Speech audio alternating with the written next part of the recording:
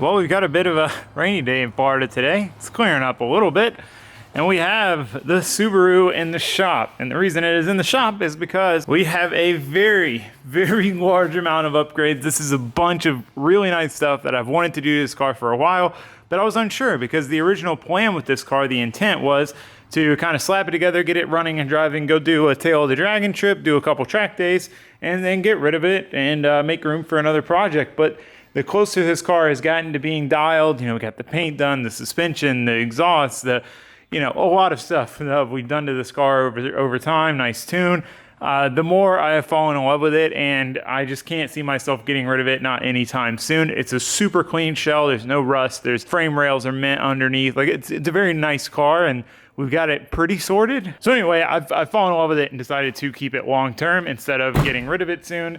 So we buckled up, we spent some money on the things we want to improve on it, and yeah, it's time to put all those upgrades on. So let me get this stuff out of the box and show you what we got. Man, is that a spread of parts or what, man? I am so excited for this. This is literally everything I want to do to this car, barring doing like a 6-speed swap and a built motor and craziness, which would be like a different build than what we're doing right now. This is everything. This is everything I've wanted to do to this car for quite a while now. We finally pulled the trigger. We got all the stuff, we're ready to rip. So we've got Cadillac ATS-V front brake calipers. These things are massive, man. They're way bigger than they look in pictures. These things are huge. I got an adapter, like adapter brackets, and then it's like STI rotors, and it's kind of a hodgepodge of stuff. We got power stop track day pads for the front. Then we have Subaru 0607 JDM WRX 2-pot rears. These are the bigger ones these are bigger than the Brimbos from what I understand.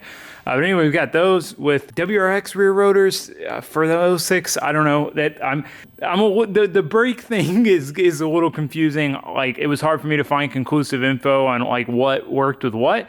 So I'm really hoping all these parts are right. We've got stainless front and rear lines. We got EBC yellow pads for the rear. We've got Motul nice brake fluid. Very important to run nice brake fluid. Another big thing, BC rear camber plate. So we need to add a little camber to the rear. One, for clearance reasons. The tire rubs pretty bad on the fender. As you can see, all the rubber burn marks, and it's dug into the tire pretty hard. You can see there. So we need to add it for aesthetics, but also it is functional to have static rear camber on a McPherson truck car for road racing. We'll get into that when we get there. Yeah, anyway, we got those to put on, fix our rear camber issue. We have a Mishimoto beautiful top mount intercooler. I wanted to do this originally, but then I was like, if I get rid of the car, it's kind of a waste. So now that we intend to keep the car long term, we got that looking beautiful. It comes with all the hoses and clamps and keys and everything you need. And then lastly, I sucked it up, spent the money, and bought a expensive turbo manifold. So with manifolds, definitely you get what you pay for kind of deal. I was gonna go the cheaper route. I found this one. My tuner for this car suggested it. I had to debate on it for a little while, and I sucked it up and finally spent the money on it. I like the design, minimal welds. They do like a custom collector so that they don't, there's not a bunch of different pieces. V-banded here. It's a mid-length equal runner. So it should be really cool. I've been really excited about this. Definitely probably the nicest turbo manifold I've ever put on any car. And then lastly, got a set of hood shocks. Actually, we're gonna do these first because they'll just make life way easier working on the car. But these are awesome. If they make a hood shock kit for your car, it's so worth it. I did it on the Miata. I'm doing it on every car I own. So first thing we're gonna do is brakes after the hood shocks, because again, these are the biggest question mark area. I have a feeling that something in this group of parts I have here is gonna be wrong, but I wanna find out, so we're gonna tackle that first once we get the hood shocks on. Check it out, got the hood shocks on. Oh, such a nice improvement, no stick here. When we're done, just bring it down, bada boom. I wanna open her up. Beautiful. I love hood shock kits. Best thing ever. All right, now that that's done, let's move on to the brakes.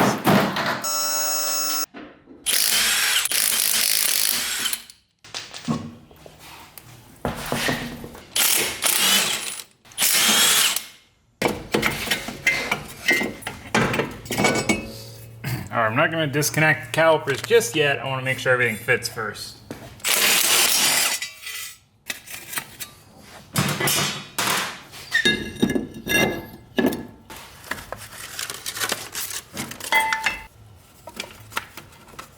And it certainly looks like that's gonna work. Oh, jeez. All right, I think we can actually go ahead and just officially bolt these things on here. Everything seems to fit right. I've got them just mocked up right now with the old pads and everything. So we'll swap the pads out, pull our brake line off, hope the brake lines work as well, and start slamming this together. But I mean, a little bigger than stock, I would say. Just, you know, just a smidge. All right, I got my stainless line in. They did fit. I was a little worried because I can only find them for a WRX, but it seemed like they were all the same, but you never know with that kind of stuff. So glad that worked out. Brackets on, I had to open this hole up a little bit for the larger 14 mil bolt. So basically, as you can see, it uses one of the, well, both of the factory bolt holes. It bolts the caliper bracket here, and then these two holes are where the caliper bolts go through to hold the caliper on. Then we've got a 04 STI front rotor, and we have a little spacer we'll have to put on here to center it in the caliper. And then, yeah, so I'm doing the pad change now. I just wanted to give you guys a size comparison. Because this is, I mean, this is a decent sized caliper, but compared to that, jeez, man. Oh man, that is wild. Let's look at the pad surface difference here. Absolutely monstrous. So anyway, I'm gonna go ahead and slam the pads into each caliper, and then we'll start assembly. We got clearance, yeah.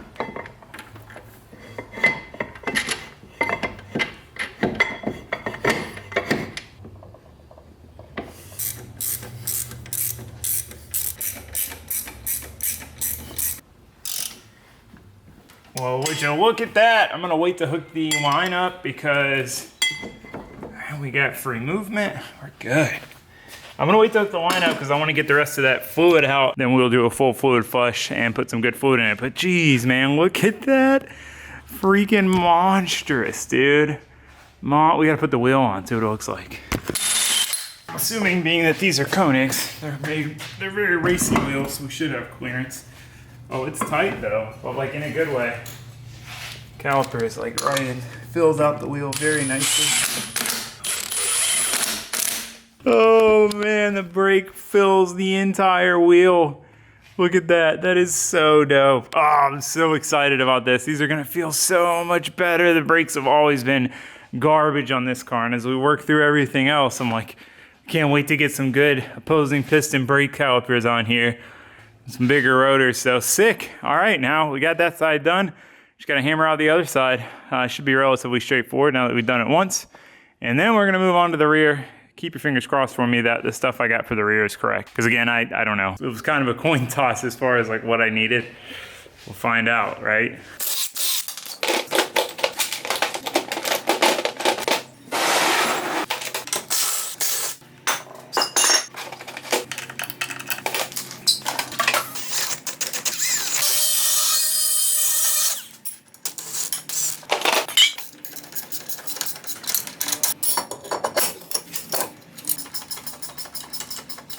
All right, side number 2 done, easy enough. So now we're gonna move on to the rear. Went ahead and pulled this side apart, and it looks to me like everything's gonna work. The parking brake is the correct size. We will have to cut this off, this dust shield. It's like spot welded on or something. So we do have to cut that off because this rotor is much larger than the stock one. But again, the parking brake size is correct. The only thing I haven't double checked, these are gonna work. These are gonna bolt on. The only thing I haven't been able to check is if this is gonna be the right height with this for this rotor. That's like the only thing, but I can't really check that until I cut that off. This is a perfect job for the plasma cutter. I'm excited. I haven't used this thing in forever. I was so excited about it and I haven't got to use it. I'm gonna try to cut it from the back. We'll see how that goes.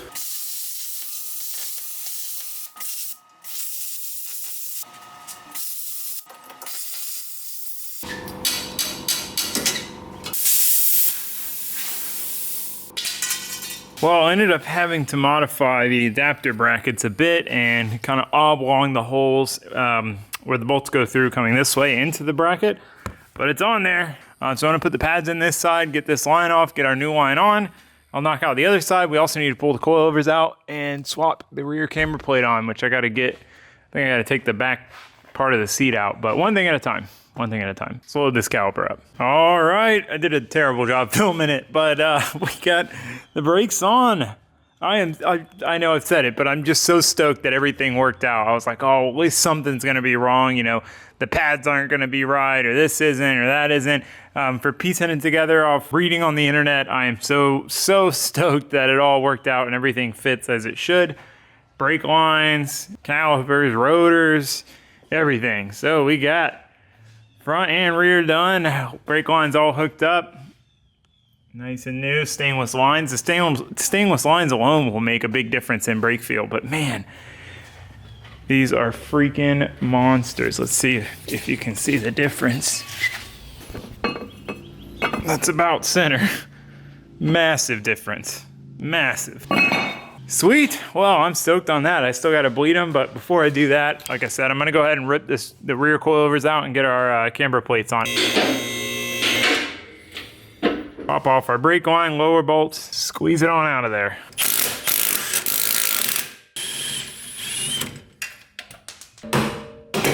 Jeez, that's kind of wild. One down, one to go. All right, so this is a pretty easy peasy little project for us.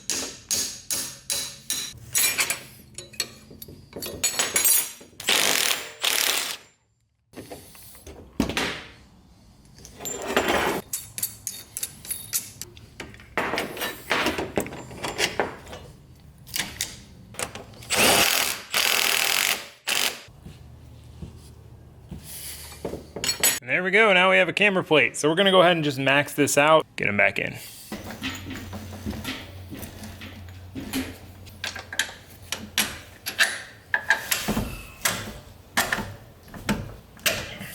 Alrighty, BCs are back in with rear camber plates. Stoked. Another one of those projects been on the to-do list for a while. Next thing we need to do is bleed the brakes. Once that's done, it's the fun stuff. The manifold and the intercooler. I'm so excited for both of these parts. I mean, all of these parts, honestly. I've been so hyped on this project. Brakes, everything. Oh, stoked. Oh, also, why are we running static camber in the rear as well as the front? I have the camber plates maxed out in the front as well. On a McPherson strut car, which a McPherson strut is like this, where the shock bolts to the knuckle and the shock controls the top of the knuckle. So if the top of the shock goes in, top of the hub goes in, out, out.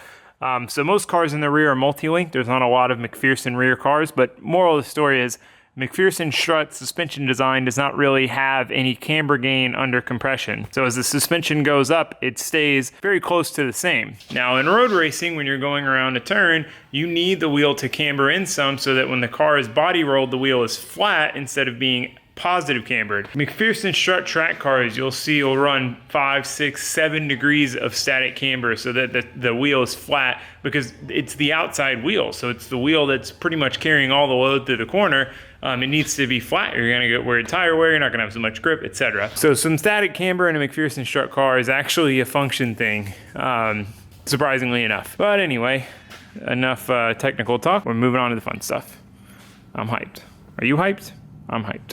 I was kind of gawking over this manifold for a while and finally pulled the trigger on buying it, so I'm excited to get it on and hear what it sounds like and fix our exhaust leaks, because the current manifold that's on there has several cracks and leaks and it's just a mess, warped flanges. So this should be a huge improvement, and then the intercooler as well. Oh, I'm excited. Okay, so this is what we're gonna do next. I gotta start pulling the old one off.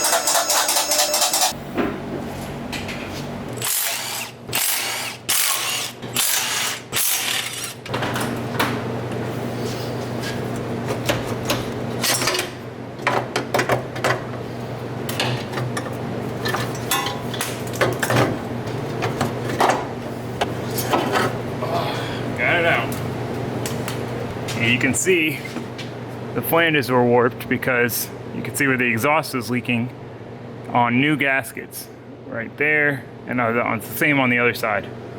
So telltale sign. Well, unfortunately, the one thing I wasn't worried about whether it would fit or not isn't going to fit. The header hits the pan. I need a different pan design. I guess the newer ones aren't flat bottom like this. They have, like, I don't know, they have room here basically for the runner, which this one doesn't.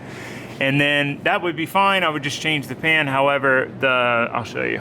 The collector would hit the radiator. There's less room in the front of these than like an actual WRX. The radiator's closer to the engine. So as best I can tell without taking the pan off and bolting it up to the flanges, it looks like it's definitely gonna hit the radiator. Okay, we're a bit all over the place here, but I was looking up some other manifolds, and just none of them are as nice as that holy header. You know, as much as it sucks to spend that kind of money on a manifold, it's a really nice manifold, especially, you know, minimal weld. It's not like weld. The weld's usually what cracks it. I really want to use it. It's one of those things, before I bought it, I was like, really on the fence about it, you know, and then when I thought I couldn't use it, then I was like, I want it so bad. Anyway, I pulled it out of the box, brought it back out here, took a look again, and it's hard to tell because I can't get it on the studs with this pan. So I'm kind of like holding it down here and eyeballing where it's gonna end up on the rad. And I mean, it looks really close. It looks like, if anything, I might have to open these holes up and push the bottom of the radiator back a tiny bit, and it would fit. I don't know. I'm gonna need to get a different pan anyway if I wanna do an equal length manifold, which I would like to do. So I think I'm gonna get a different pan before I return that guy, try it out again, and see if maybe we can make it work. I would really like to make it work. So anyway, we are gonna have to put the old one back on for now. I cleaned up the mating surfaces. So we'll slap that bad boy on, and then we'll do the intercooler, bleed the brakes, and we can go rip this thing. So Sandy, what do you think? What would you do? Which header would you run? Sandy. Well, it might not fit, Sands. Sandy. That one? Are you sure? Sandy, you're the supervisor here. Your opinion is important. Sandy. All right, we'll try to make it fit then. Yeah, we'll try to make it fit. Sandy, these tires are so dirty. You gotta stop rubbing on them. I've probably said this 100 times, but do not buy cheap hose clamps. They just come apart after you've used them once. And as always with hoses, give them a little twist before you try. You'll feel it like break that seal, and then they come right off.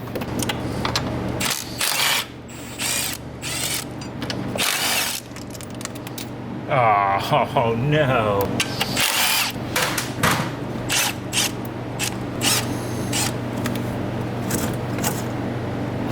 Easier to remove than I remembered. Before we install it, just a quick side-by-side. This thing is so much beefier, significantly thicker. I mean, look at how thick that is compared to that. Way, way thicker. This is a really nice intercooler. So yeah, we got all the fixings to install it. Comes with all the hoses, clamps, everything we need. So let's get her on there.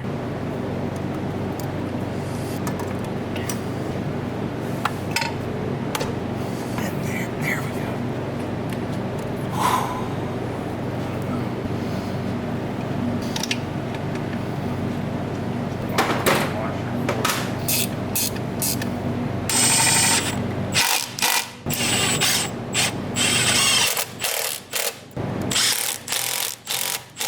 Bigger top mount. Intercool hair. And then, man, that looks snazzy. Makes the rest of the bay look kind of dinky though. It's quite so much more capacity than the stock one. So much thicker. And I think pretty much all of my stock boots were like OEM and really worn out. So I feel like there's definitely some cracks and leaks from those. We do need to hook up our PCV hose to catch can system, which they include some lines for that. So I'm gonna do that real quick.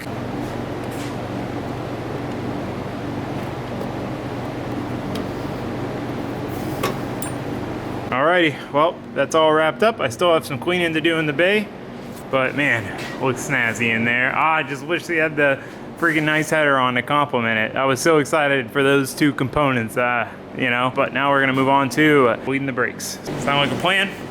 Cool, see you guys then. Brakes are bled, went incredibly smoothly. When I've done the brake stuff on my Miata, I mean, granted, I guess I'm taking off the lines and stuff when I do that. Always a pain to get it to bleed, but we just flushed the whole system out with some fresh Motul RBF 600.4. And yeah, they're all bled. Seem to be a really good pedal feel. We are about ready to rip, ladies and gents. So I'm gonna throw the wheels back on. We're gonna take this thing for a drive. I am very excited to put the wheels on.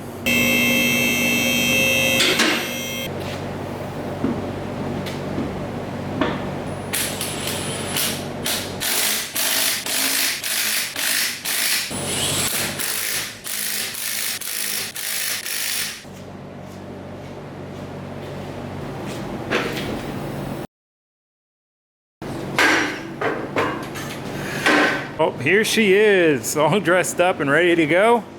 Man, that intercooler looks sick. It just pops in the engine bay there. Oh, I love it. That's what the brakes look like, and the wheels nice and filled out. Oh, so nice. Fronts make these rears look tiny, but they're a solid 1/2 inch larger diameter than the stock ones were. So massive improvement front and rear. Let's see how our camber is. Oh, it's about freaking perfect, man. It's about perfect. So that is dialed. So the suspension will settle once we drive it. So let's go do that. Let's go see how these brakes are. I mentioned how good hood shocks are. They're amazing.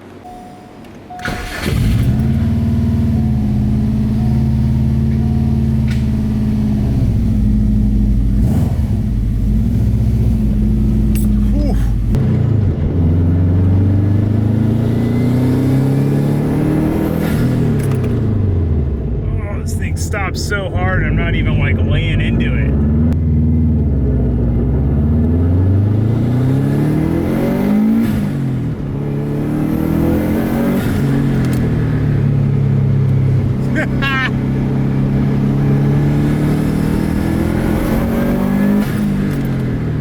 Oh, the brakes are insane. You barely have to freaking breathe on them. I'm trying to get them bedded in real quick. Man, it's amazing the difference now that they've got bedded a little bit. Like first brake felt good, like they felt stout, but like now that they've gotten bedded, they are so immense. The rear's dragging just a little bit. All right, well, I'm sure you guys couldn't see much in that test drive last night because it got dark kind of right as we went out, but it went very good. It went very well. The brakes are insane. We're gonna go again today so I can show you in the daylight just how gnarly they are. There's a little bit of like a clunking in the front. It's kind of always been there, but it seems louder. I gotta investigate that a little more. And then the rear, we've got some like rotor grinding noise. Oh, this is kind of hard to do with one hand. But I'm gonna pop the wheel off and see if it's rubbing anywhere else. Also ordered the oil pan, OEM oil pan that I need, and the other stuff I need in order to try to put that header on. So that's really the last thing, getting that header on so we have no more exhaust leaks, especially pre-turbo exhaust leaks, and then getting it retuned. That'll be, both of those will be a big thing, because when we got it tuned originally, the flex joint there, I had to replace it because like 2 days later at a track day, it like just exploded. And basically it had been leaking the whole time. We kept adding and adding and adding fuel because it was reading artificially lean. So now it's super rich because it was tuned with an exhaust leak, which you didn't know about. So anyway, moral of the story is, once we fix that, we get it retuned, should be a lot peppier. We should probably break over the 300 horsepower range, I would think, but we'll find out. Okay, so I did lower it some, but I figured out the grinding issue. The bolts that were supplied with the caliper here were a little too long and they were rubbing on the rotor. So I put a washer behind each one of them. Now we've got some gap. Should be good, no more grindy grind. So I'm gonna toss the wheels back on, I'm gonna take this thing for a cruise. More like a rip, but you get the idea. I'm really happy with the way this thing sounds. I wish it was a touch louder, but it's got a good tone to it. Real excited to hear it with that equal length header if we can get it on there. Yeah, no more grinding. So we at least fixed that issue. We got wheel clearance now, we got exhaust clearance. We redid the exhaust and that thing is tucked away up there.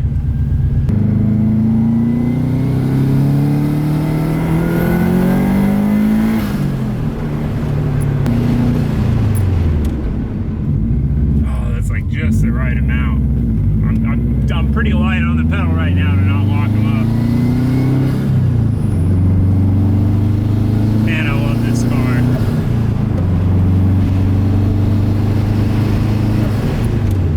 Woo! They got a little tip in them and they change so much. They get so aggressive. I might honestly have to go to a little less gnarly pad. Oh God, that was barely on it.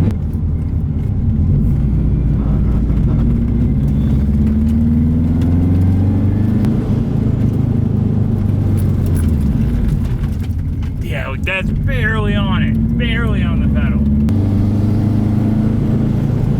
It's gonna feel so nice when we pick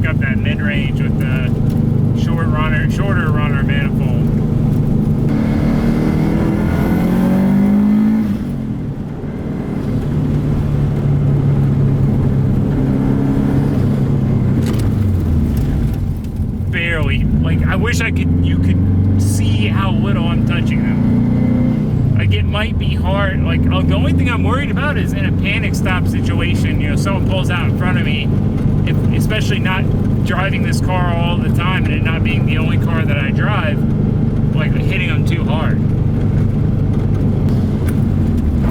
See, I mean, that was just a little too much if they locked. We also have really gnarly pads on the front. Lack of foresight on my part. I mean, it's so easy to modulate them because you don't have to use so much force. I love just half throttle and quarter throttle in this car around into boost. Just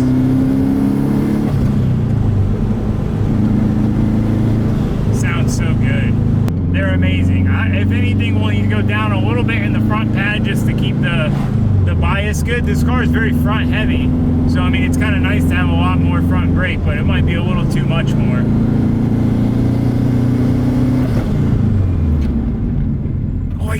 I just continue to brake early. I can't wait to get this thing on track, man.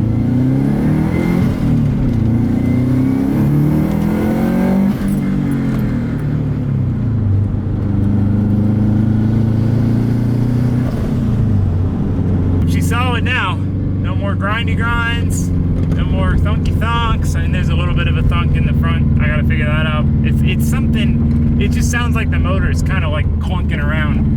Like it's just pulling on the mount or something. We got no rubbing issues in the rear, lower in the rear. See what she looks like when we park her. But I'm stoked, man. I really wish we would have finished her off with the manifold. That was, again, like the last thing I wanted to do, that and the tune. But we'll just have to save that project for another day. You know, which isn't a bad thing. I'll give you guys a quick sound demonstration of some free revving.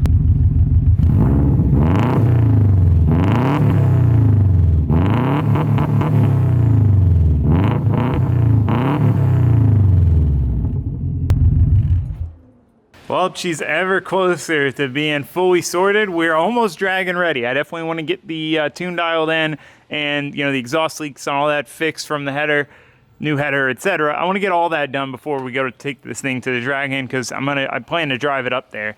But man, can you see the paint in the sun? The sun just kind of faded, and she's a little dirty, but oh, this color is so good. Adam killed it painting this thing.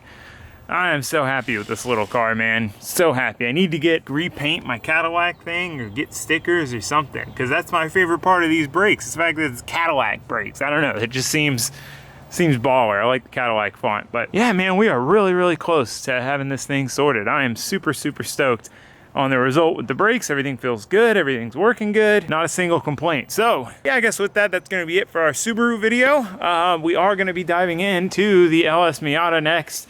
I want to get this thing torn down and start swapping the new engine in. That way I should for sure have it done by the time the drift season starts back up. I do have a friend who's hopefully going to come help me with a second set of eyes on diagging the old Fummins build. So hopefully we'll have some time on that this week, and we can kind of hopefully get past this brick wall we're kind of stuck at with the no crank, no CAN bus communication situation. So either way, we'll get that sorted out in time. I'm going to be tinkering with it this week as well. But for now, that's about all we have time for. See you guys for the next one. Thanks for watching. Thanks for subscribing. Goodbye.